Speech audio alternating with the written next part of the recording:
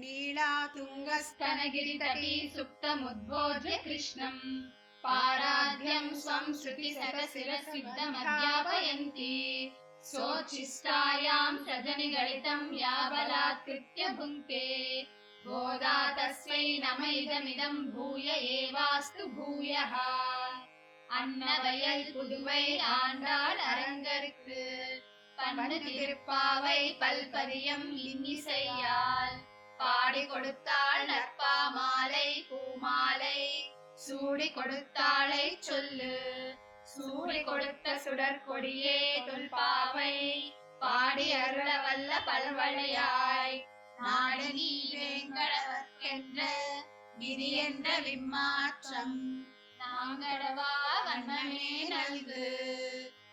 24వ பாசுரம். அன்று இவ்வுலகம் அளந்தாய் அடி போற்றி, சென்றெங்கு தென்னிலங்கை செத்தாய் திரள் போற்றி, போன்ற சகடம் உதைத்தாய் புகழ் போற்றி, கன்று குழிலாய் எரிந்தாய் கழல் போற்றி, குன்று குடையாய் எடுத்தாய் குணம் போற்றி, வென்று பகை கெடுக்கும் நின் கையில் வேல் போற்றி, என்றென்றும் சேவகமே ஏத்தி பறை கொள்வான், இன்று யாம் வந்தோம் இறங்கேலோர் எம்பாவாய். పాసురం గురించి క్లుప్తంగా తెలుసుకోవడానికి ప్రయత్నిద్దాం.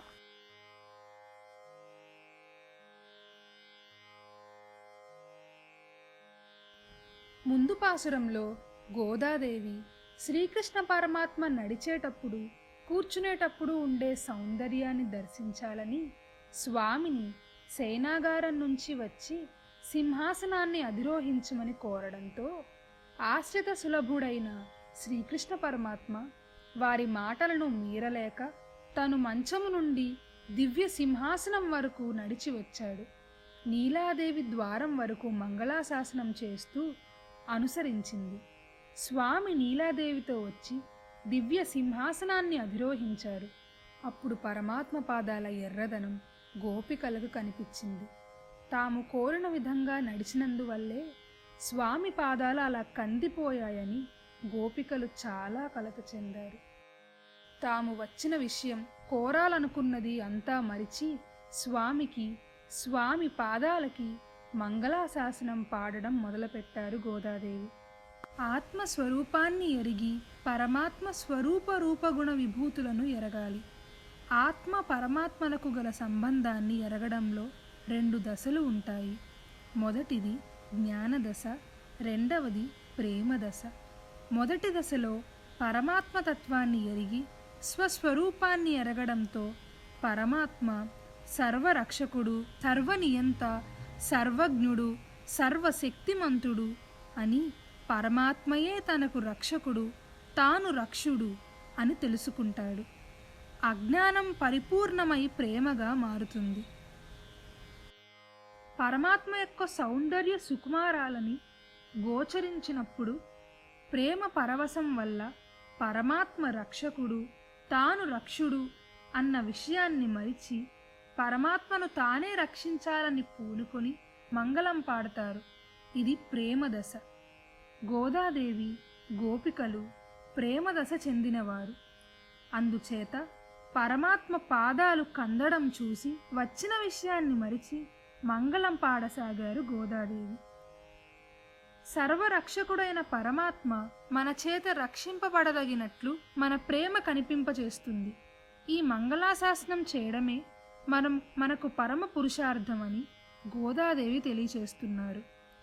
సర్వలోక రక్షకునికి రక్ష కలిగించాలన్న ప్రయత్నం ప్రేమ కార్యం, అది దోషం కాదు.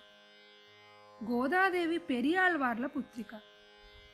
పెరియాళ్వార్లు పెరుమాళ్ సాక్షాత్కరించినప్పుడు వారి భుజములకు ఏదైనా దృష్టిదోషం తగులుతుందో అని భుజాలకి మంగళం పాడడం ఆరంభించగానే సర్వేశ్వరుడు తన శంఖచక్రాలు ఉన్నాయి కదా, భుజాలకు ఏమీ ఆపద రానియవు అని అన్నప్పుడు ఆళ్వార్లు ధైర్యపడడం బదులుగా ఆ శంఖచక్రాలకు దృష్టిదోషాలు తగలకూడదని వానికి రక్ష పెట్టారు. ఆళ్వార్లందరూ భగవానునికి మంగళాశాసనం చేయడమే పరమపురుషార్థంగా భావించేవారు.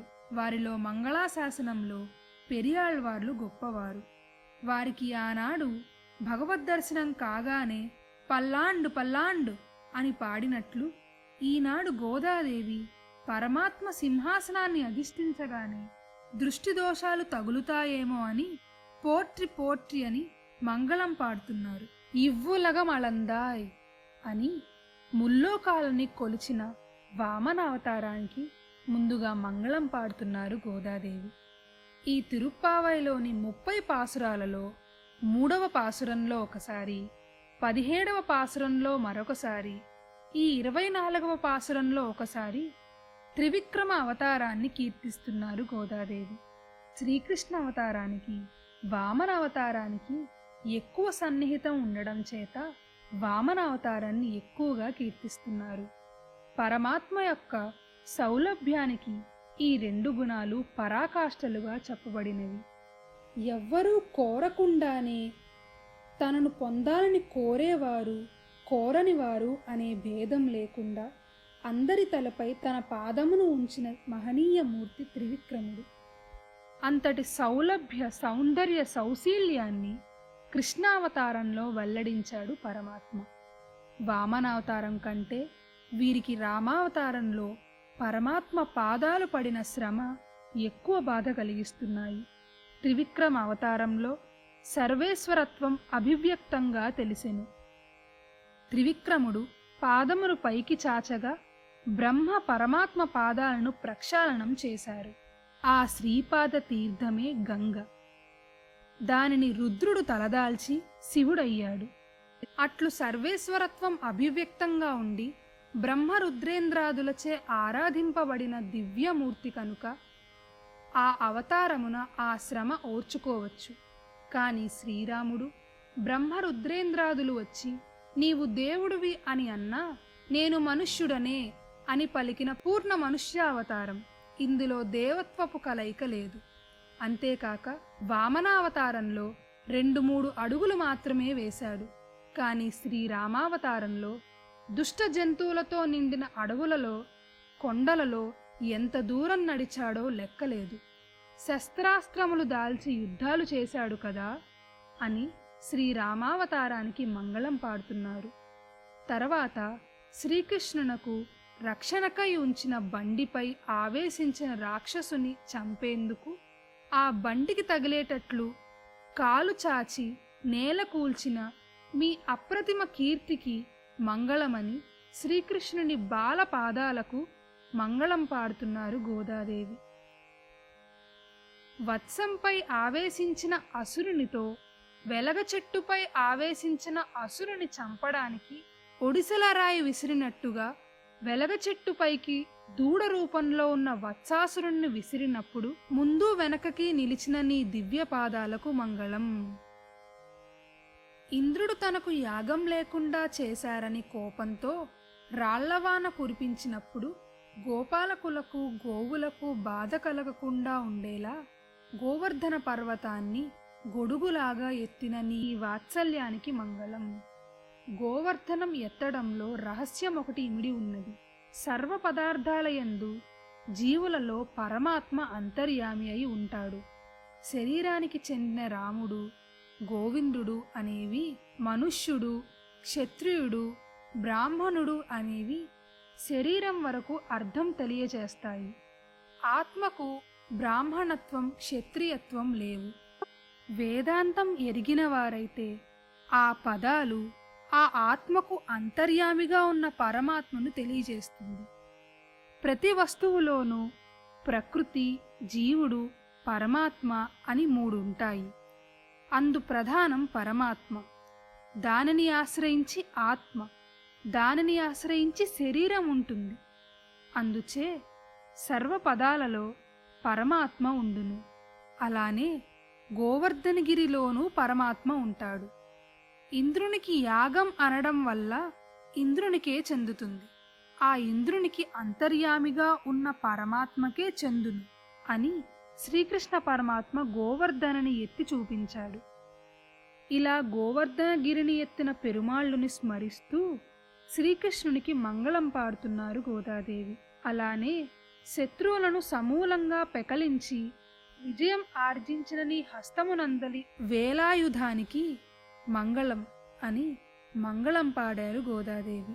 ఈ ప్రకారంగా నీ వీర చరిత్రలనే కీర్తించి పర అను వ్రత సాధనాన్ని అందుటకు మేము వచ్చాము, మమ్మల్ని అనుగ్రహించు పరమాత్మ అని ఈ పాసురంలో వేడుకుంటున్నారు గోదాదేవి.